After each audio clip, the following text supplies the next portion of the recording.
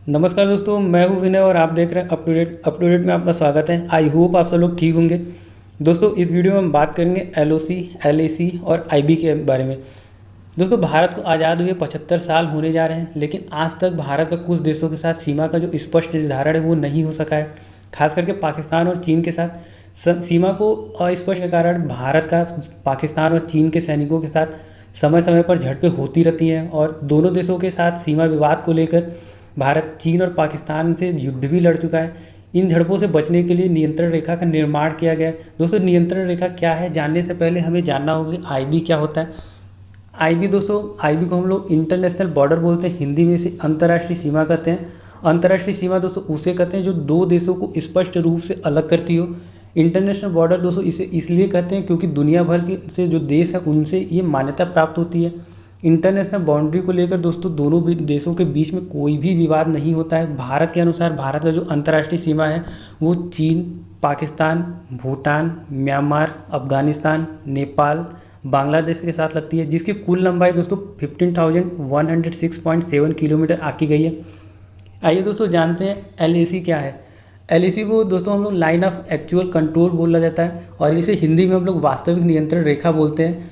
LAC दोस्तों वो line है जो भारत को चीन द्वारा प्रशासित क्षेत्रों से अलग करती है।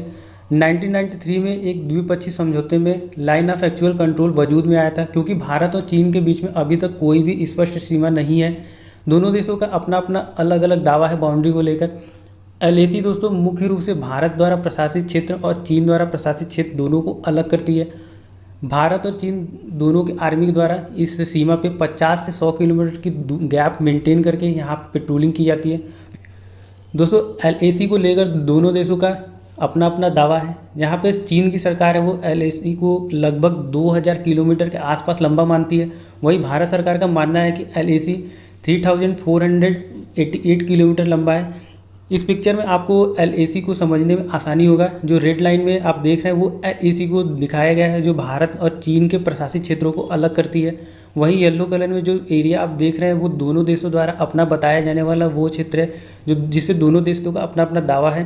दोस्तों, अरुणाचल प्रदेश भारत का एक अभिन्न राज्य है और यहाँ पर भारत के संवैधानिक तरीके से एक राज्य सरकार भी काम करती है। लेकिन दोस्तों इस क्षेत्र को चीन दक्षिणी तिब्बत मानती है। पहले तो केवल ये तवांग जो रीजन है अरुणाचल प्रदेश है उसको ये तिब्बत का हिस्सा बताते थे, लेकिन आज के डेट में चीन पूरे अरुणाचल प्रदेश पर अपना दावा बोलती है।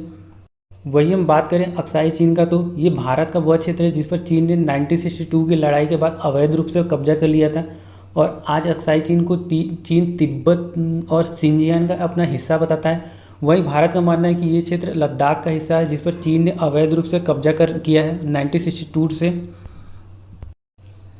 एलएसी को दोस्तों 3 सेक्टर में बांटा गया है। आइए जानते हैं कि वो 3 सेक्टर कौन कौन से हैं। इसमें से पहला है दोस्तों ईस्टर्न सेक्टर, जिनमें अरुणाचल प्रदेश और सिक्किम से लगे सीमा शामिल है, और दूसरा है मिडिल सेक्टर जिसमें उत्तराखंड, हिमाचल प्रदेश का सीमा क्षेत्र आता है, और तीसरा दोस्तों है वेस्टर्न सेक्टर जिसमें यूनियन टेरिटरी लद्दाख का सीमा क्षेत्र आता है। दोस्तों चलिए जानते हैं एलओसी क्या है। एलएसी की तरह ही भारत और पाकिस्तान के मध्य एलओसी है। दोस्तों एलओसी को हम लोग लाइन ऑफ कंट्रोल बोलते हैं और हिंदी में इसे नियंत्रण रेखा बोला जाता है। भारत और पाकिस्तान द्वारा प्रशासित क्षेत्र जो जम्मू कश्मीर का क्षेत्र है उसे अलग करने वाला ये लाइन 776 किलोमीटर है, जो कश्मीर के वॉर के बाद 1948 में यूनाइटेड नेशन द्वारा युद्ध विराम के लिए बनाया गया था, जिसको 1972 में शिमला समझौते में लाइन ऑफ कंट्रोल यानी नियंत्रण रेखा का नाम दिया गया। एलओसी दोस्तों भारत के द्वारा प्रशासित कश्मीर और केंद्र शासित प्रदेश लद्दाख को 2 भागों में बांटती है। एक वो भाग जो पाकिस्तान द्वारा अवैध रूप से कब्जाया गया है और दूसरा वो क्षेत्र जो भारत द्वारा प्रशासित किया जाता है। दोस्तों इस मैप में आपको समझने में आसानी होगा कि लाइन ऑफ कंट्रोल क्या है। ये जान पाएंगे कि लाइन ऑफ कंट्रोल किस क्षेत्र में उपस्थित है। मैप में आप रेड लाइन एलओसी को दर्शाते हुए देख सकते हैं जो भारत और पाकिस्तान को एक दूसरे से अलग करती है। दोस्तों ये था हमारा एलएसी, एलओसी और इंटरनेशनल बाउंड्री। आई होप इस वीडियो को देखने के बाद आपको एलएसी, एलओसी को समझने में मदद मिली होगी।